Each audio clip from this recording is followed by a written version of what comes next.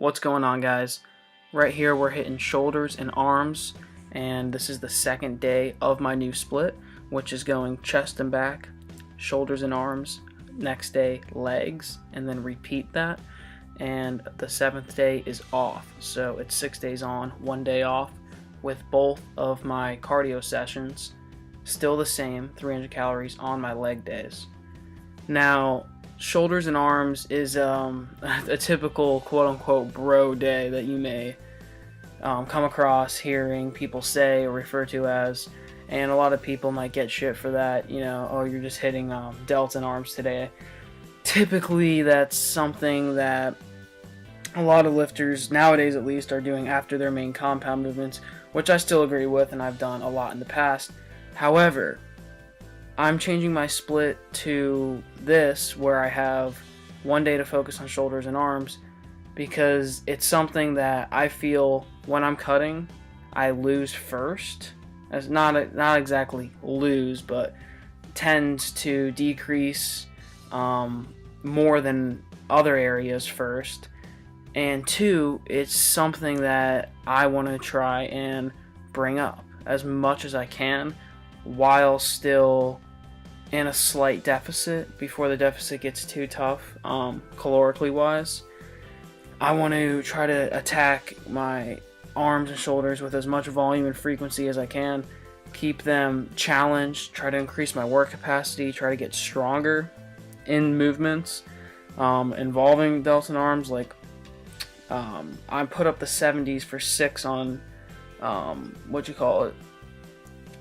dumbbell shoulder press.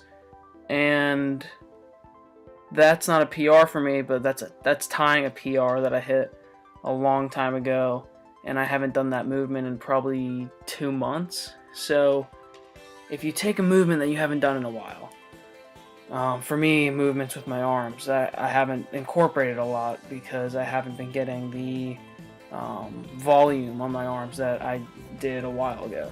And you take those movements and you reincorporate them while you're in a deficit, caloric deficit, you can still probably get stronger at those just because you haven't done them in a while. So technically, you're getting stronger at a movement that you haven't done in a while, and you're in a caloric deficit. So indirectly, you're making gains in that area without quote-unquote bulking, so to speak.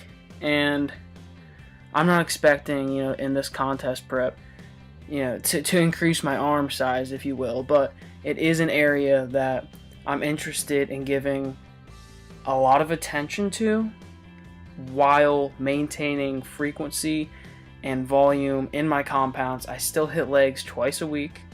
I'm hitting deadlifts and squats, at least each of those twice a week. I squat twice a week, pretty much every week. Deadlifts usually once a week. Probably will be incorporating more types of deadlifts though, like stiff-legged, because hamstrings are my weakest area. So I'm still doing the main compound, bench press, but I'm taking 2 days out of the week to have this quote-unquote bro day, as Alberto Nunez would put it. And I'm a strong believer in really going after something you see as a weakness with intensity. Not just simply following a program and going through the motions, but just going after it with just raw 100% effort. You see me doing occlusion training right here, and you may think, oh, that's stupid, you should just be focusing on progressive overload, but it's just another tool in the bag that I'm bringing out on these days, these shoulders and arms days that I'm incorporating. And these days tend to be really high volume, how I've set them up, and high frequency too, as I'm doing it twice a week. But if you think about it, the split I have is high frequency for pretty much the entire body. And you hear a lot of guys talk about high frequency. Zach Zeiler is on a 7, if you know who he is. He's on a 7-day split, and he gets a ton of shit from people because people, and I mean, look at the kid, he looks insane, and kids and people will tell him, oh, that's too much volume, you're overtraining. And I'm doing a 6-day split here, and I'm sure I'll get a similar feedback from at least one person. But the thing is, over time your body adapts, your muscles adapt to a certain workload, and you're able to do a lot more than you may have previously thought you'd be able to. So by pretty much, if I were to put my shoulders, my delts, and my arms on the back burner, doing delts after chest all the time and doing arms after back all the time, I think those body parts would tend to slip away a little bit more while in a caloric deficit for me personally. So I'm going to incorporate these 2 days to just focus on this area of my body and see how I respond to that while in a caloric deficit, see what changes occur, if anything at all, see how my strength does really, because that's a main indicator of muscle retention. And I'm going to go all out on these days, guys.